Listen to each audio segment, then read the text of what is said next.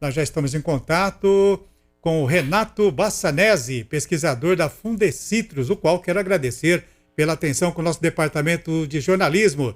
Ele que é doutor e mestre em agronomia. Renato, bom dia, tudo bem? Bom dia, tudo bem? Agradeço aí o convite. Nós que agradecemos, Renato, e com uma entrevista positiva, uma notícia boa para a região de Matão. A região de Matão foi a única do cinturão citrícola que apresentou queda na incidência do greening, segundo o levantamento anual realizado pela Fundecitrus. Notícia boa para a nossa região, né, Renato? Com certeza, né? Nós tivemos aí, a doença vem aumentando em todo o cinturão citrícola, né, do estado de São Paulo, Triângulo Mineiro, nos últimos 3 anos. E a região de Matão, ela mostrou que é possível controlar essa doença, né, quando os produtores todos estão conscientes e fazendo cada um seu papel, reduzir a doença, né, que aqui em 2017 estava em torno de 22% das laranjas já com sintoma da doença, e esse movimento coordenado e conjunto dos produtores, né, todos agindo da maneira correta, tem feito com que a região cada vez fique com menos doença, né? Só para ter uma ideia, a gente passou de 22% para menos de 9%. Né? Então isso é uma notícia bastante positiva. Que bom, Renato, uma notícia boa, como eu disse no início agora da nossa entrevista. Bom, Renato, isso graças também, a gente percebe um trabalho que a Fundecitrus vem já realizando há anos em Matão. Tem um trabalho aí no campo do pessoal da Fundecitrus, verificando essa doença que acabou com muitos pomares de laranja no passado, né? Exato. Essa doença, o greening, né, ela afeta assim, a planta de uma maneira que não tem cura. Então, o produtor, se ele conviver com essa planta por muito tempo, ele vai ter uma queda drástica na sua produção e vai contaminando outras plantas. O Fundecitrus, ele tem atuado em parceria com os produtores, isso é bastante importante, né, principalmente no que a gente chama de ações externas, que são eliminar as plantas de sítios contaminados nas cidades, nas chácaras, em pomares não comerciais, né, em quintais rurais e urbanos. Porque essas plantas doentes, elas são uma importante fonte da bactéria para contaminar os pomares comerciais. Então, esse trabalho que vem sido feito desde 2017, né, possibilita essa redução da quantidade de fontes de bactéria ao redor dos pomares comerciais, o que facilita o controle da doença dentro da propriedade. Aquele mesmo trabalho que era realizado anos atrás, continua sendo feito ainda aqui na nossa região, através do Fundecitrus. Eu lembro que nós fizemos uma matéria muito tempo atrás, onde as pessoas do Fundecitrus, indicadas pelo Fundecitrus, estavam visitando os pomares de laranja, orientando o produtor naquela época. Isso existe ainda, Renato? Ah, sim, esse é um trabalho que não pode diminuir, né? Ele é um trabalho contínuo, porque sempre vai haver, né, essas plantas em pomares não comerciais, e é preciso que o produtor fique sempre atento, né? Então é feita toda uma negociação, essas plantas na verdade, elas são eliminadas e substituídas por outras frutíferas, né? O que aumenta a aceitação, né, do dono dessa planta que está contaminando os outros pomares. Então isso é bastante importante, é um trabalho bastante contínuo e que envolve uma parceria muito grande com o citricultor, né? O citricultor, ele realmente tem que querer participar do programa para funcionar. Bem, Renato, outra pergunta que eu gostaria de fazer para você, a respeito ainda dessa doença. Quando a gente fala em pomares, a gente lembra de pomares de laranja. Eu ouvi você falando agora que não é só, nesse caso, no pomar de laranja. Essa doença pode afetar outras áreas também? Sim, né? Você tem os pomares de laranja, é uma doença que está em pomares de limão Tahiti, em pomares de tangerinas, e normalmente a gente sabe que todo mundo gosta de ter uma planta, né, de citros, né, dentro da sua chácara, do seu quintal, né, para fazer um suco, uma caipirinha, né, ou temperar a salada. E é muito importante que toda a sociedade esteja envolvida nesse problema, né, porque a gente sabe que a laranja é uma importante cultura, é um fator econômico bastante importante para a região, né, e a gente tem que preservar a sanidade dos pomares comerciais da região, porque isso gera bastante emprego, né, gera renda para os municípios. Então, se a sociedade toda estiver envolvida, vai facilitar muito o trabalho de manutenção dessa região como um dos grandes polos produtores de citros do Brasil, né, e do estado de São Paulo.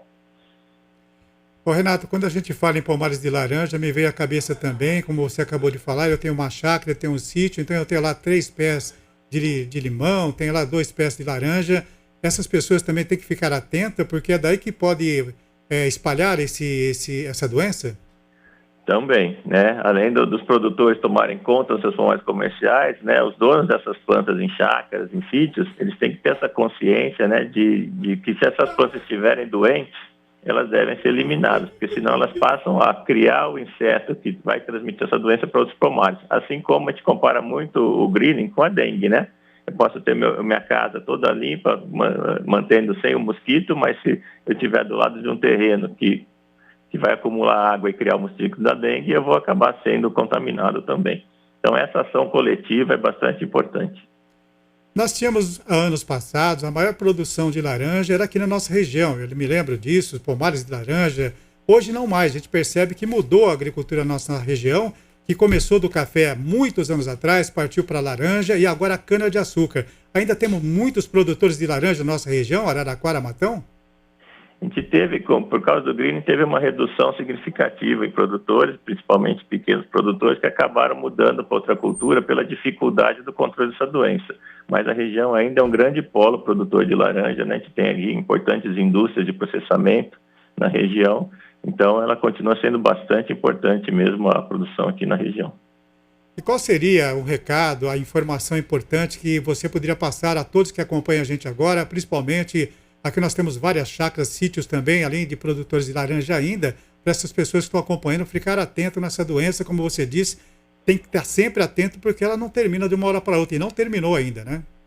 Sim, essa doença não termina e não tem cura. Então é importante que todos os produtores, no caso, permaneçam firmes no controle preventivo do inseto que transmite a doença, que é o psilídeo. Então, realizar as pulverizações de maneira adequada, rotacionando os produtos no intervalo adequado durante as brotações, para que as suas plantas não sejam contaminadas.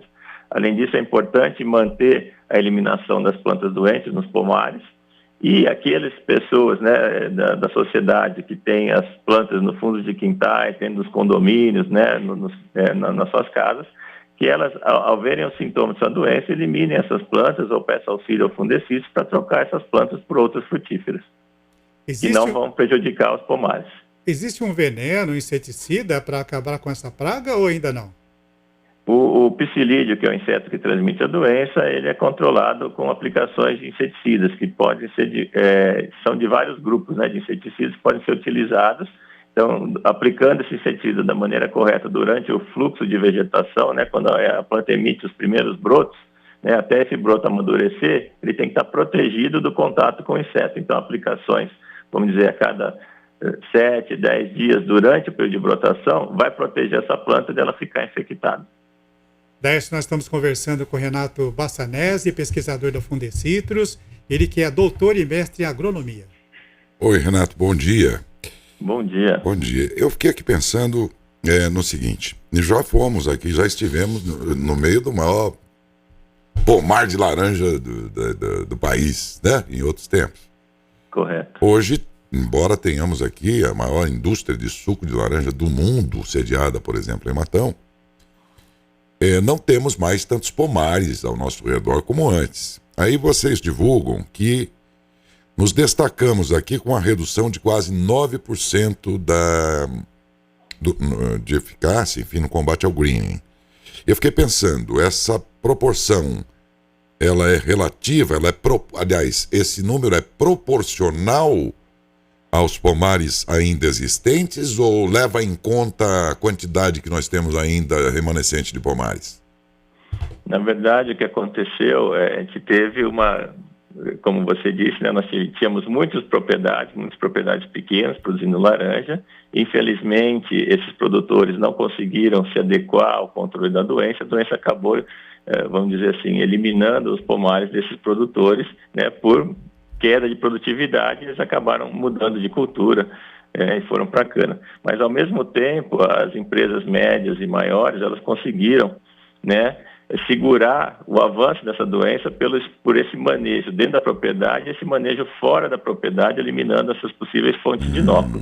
Então, essa redução da doença, ela tem esse aspecto de você eliminar aqueles pomares que estavam muito contaminados, mas também implementar e renovar a citricultura na região, o que é bastante importante, porque quando você tem muita planta doente fica difícil renovar. Então, essa eliminação que aconteceu de pomares muito afetados, e depois a renovação com pomares novos, entrando com toda a tecnologia de controle do inseto que transmite a doença, permitiu que a citricultura da região se renovasse e continuasse sendo bastante importante, como é ainda hoje. Essa redução tem a ver, por exemplo, com o fato de que grandes corporações permaneceram nessa cultura de laranja e os pequenos e médios que não tiveram a mesma estrutura no combate, na preservação dos seus pomares e com baixa produtividade desistiram e partiram, por exemplo, para a cana. E houve um êxodo aí de uma migração de cultura nas terras aí dos pequenos produtores. Nós sabemos muito bem que, ao deixar a laranja, entregaram suas terras para as usinas de cana de açúcar. Então, e eles exatamente eram os que tinham maiores dificuldades para enfrentar não só esta, como outras doenças de outras épocas, enfim, baixavam suas produtividades a níveis tais que se tornava inviável, né? Permanecendo aqui na nossa região com pomares, grandes grupos empresariais do próprio setor, que, portanto, tem uma estrutura muito maior para fazer frente a essas doenças e continuar e conseguem boas produtividades em seus pomares. Será que também, por isso, o cuidado foi maior aqui? O que acontece é que, nesse caso do greening, para a gente ter um êxito no controle dessa doença, é preciso que você tenha todos os produtores agindo da mesma maneira. Tá? Porque, como eu disse, se tiver um produtor que mantém a doença dentro do seu pomar e não controla o inseto vetor, ele acaba contaminando toda a região. Tá? E isso é muito mais difícil para o produtor menor do que para uma fazenda maior. Era isso que eu dizia. Não é nem a falta de tecnologia, na verdade é o tamanho. Então, a gente teria que ter todos os produtores atuando juntos, né, para se tornar, vamos dizer, uma propriedade grande, uma região grande, sobre o mesmo manejo de doença. Por isso que eu fiz a pergunta mesmo. Ao me lembrar, por exemplo, da época do cancro cítrico mesmo, a gente percebia que o pequeno produtor tinha dificuldade de fazer o enfrentamento porque os insumos encareciam demais, e ainda mais hoje em dia com o dólar do jeito que está, tudo muito dolarizado, né? E a gente percebia que, sobretudo, este pomar do pequeno é que padecia mais e baixava a produtividade, o cara descapitalizado entregava as terras para uma usina, por exemplo, né?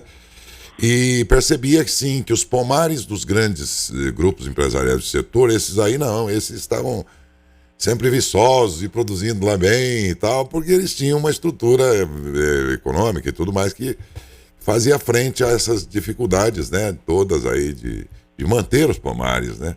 Daí eu não diria que nem é um problema econômico, é um problema mesmo de escala, né, de você ter um controle feito numa área maior, de uma maneira mais homogênea. Mas convenha que o pequeno, sempre nesse setor muito dolarizado em termos de custos, ele sempre padeceu muito mais, né? Sim, e isso se passa para todas as outras culturas, né? O pequeno produtor realmente ele mais, tem uma escala menor. É verdade. Isso acontece na soja, acontece no milho, no algodão, no café. E a incidência dessa doença? Porque, pergunta vai porque no setor de citros ainda temos muitos pomares de limão por aqui. E nesta cultura? Sim, o greening ele afeta também os pomares de limão, né? Isso é uma preocupação grande do setor, porque a gente sabe que o limão ele vegeta muito mais do que a laranjeira em si, né? E a vegetação é muito importante para a multiplicação do inseto que transmite a doença e vai levar a bactéria. Então é importante que não só os produtores de laranja controlem essa doença, os produtores de limão também devem controlar, porque eles também terão prejuízos em queda não tanto em queda de fruta, mas em termos de redução do tamanho da fruta, da qualidade da fruta que eles produzem. Pois é. Então é importante que não só os produtores de laranja, mas também os de limão, de tangerina, né, todos o que a gente chama de citros, eles estejam envolvidos nesse controle, porque senão aqueles produtores de limão que não controlarem o seu pomar, eles vão estar contaminando os pomares de laranja também. Da vizinhança. E vice-versa. Com certeza.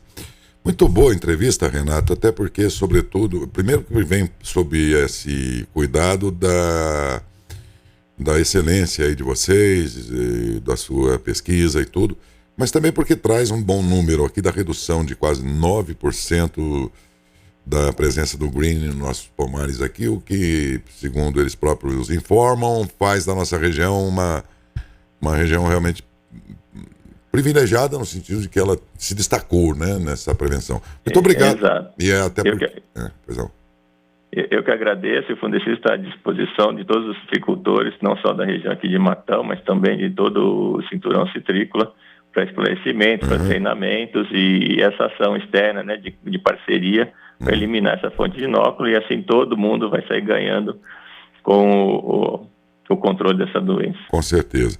Muito bom. E, aliás, vamos continuar falando de agricultura já em seguida, a próxima entrevista, Renato, porque já em seguida já chegou ao local e ao vivo vamos conversar daqui a pouquinho com Francisco Matur, que é o secretário estadual da Agricultura. Ele está aqui já pronto para falar com a gente. Mas pelo assunto Fundecitrus, agradeço muito sua participação, viu, Renato? Obrigado. Eu que agradeço, e o Francisco é um parceiro nosso do Fundecid nessa ação de controle do greening também. Acho que para vocês também é muito importante ter alguém que é do setor conduzindo a política, né, de agricultura. Isso é fundamental. O Chiquinho Matur, um cara jeito que é do meio, apaixonado pelo meio, isso é um facilitador para pesquisa, isso é muito bom também, né, Bernardo? Exatamente, a gente precisa ter essa parceria com a Secretaria de Defesa e a Secretaria de Agricultura, né, nesse combate ao greening, que é uma terrível doença aqui pra gente. Obrigado, bom dia mais uma vez. Bom dia a todos, muito obrigado. Muito obrigado.